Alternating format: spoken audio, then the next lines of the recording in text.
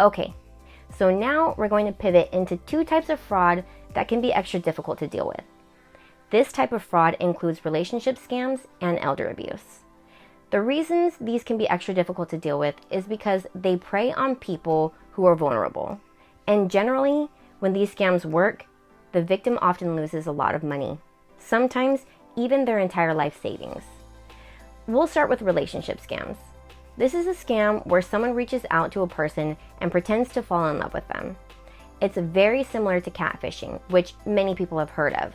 But in this case, the person doing the catfishing intends on taking money from the victim. Most relationship scams are started online, and usually the couple never meets. The fraudster will get their victim to pay for things and send them money.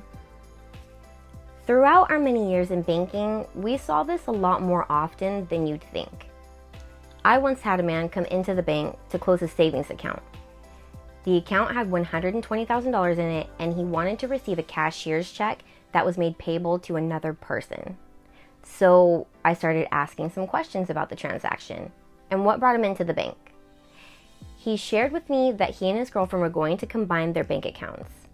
I then asked him why the check was made payable to only her and not himself. He shared with me that his girlfriend told him that she had already opened the new account and would call the bank to have him added on later. This was a major red flag to me. So I asked if he had ever met this person, and he said no. I explained to my customer why all of this sounded like potential fraud. I encouraged him to reconsider what he was about to do.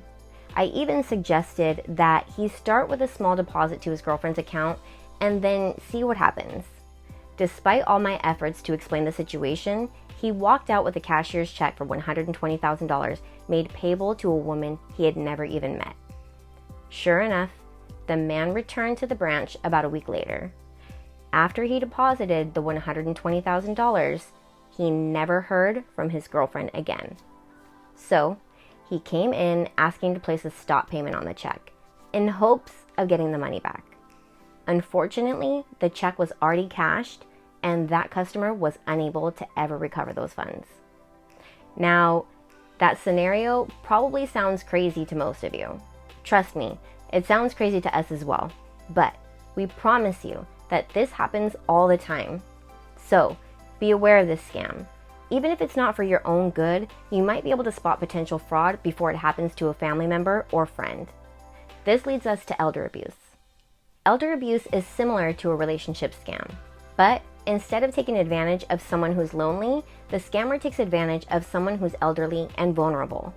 Oftentimes, this is a relative. It can also be a caretaker or anyone else. So let's say Aunt Jane has $200,000 in the bank. She recently turned 90 years old and is starting to lose her ability to do things on her own. Her 20-year-old nephew is her caretaker. He quickly realizes that he's able to use Aunt Jane's money for his own needs. So he'll have Aunt Jane withdraw money for him to use, or he'll use Aunt Jane's checks and credit cards for his own use. Many times, the elderly victim doesn't even know that this is occurring. Once again, we bring this type of fraud up so that you're aware. And even if it's not occurring to you, it's possible that it might occur to someone that you love. So it's always helpful to be aware.